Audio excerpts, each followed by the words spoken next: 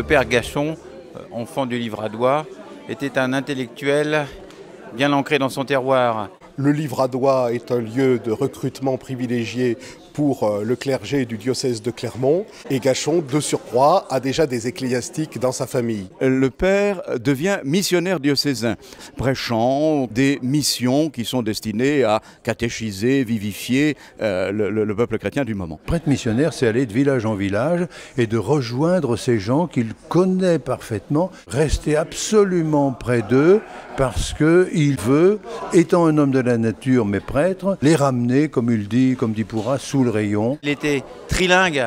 Songez qu'il pratiquait couramment le patois, mais qu'il parlait le français et aussi le latin couramment. Donc il avait à la fois une conscience très concrète de la vie du paysan qu'il avait partagée, et en même temps, il avait été dans les hautes sphères intellectuelles de l'université à Toulouse. Ce qui, évidemment, lui laissait la porte ouverte vers au moins une cure qu'il n'occupera jamais puisqu'il n'exercera que des fonctions de vicaire avant d'aller dans une compagnie de missionnaires qui révèle l'intensité de sa foi et la qualité de ses prêches, mis au service des évêques de Clermont successifs. Ces évêques, il les sert, et il les sert jusqu'à la Révolution française.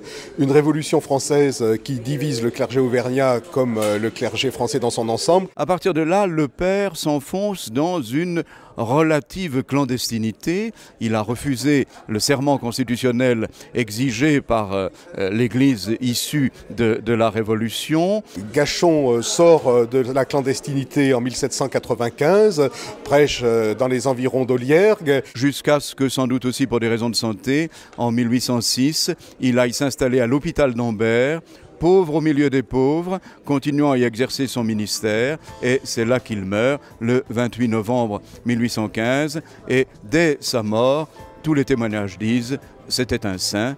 C'est cette réputation de sainteté qui est la raison de notre réunion d'aujourd'hui, précisément à la date anniversaire, 200 ans après sa mort.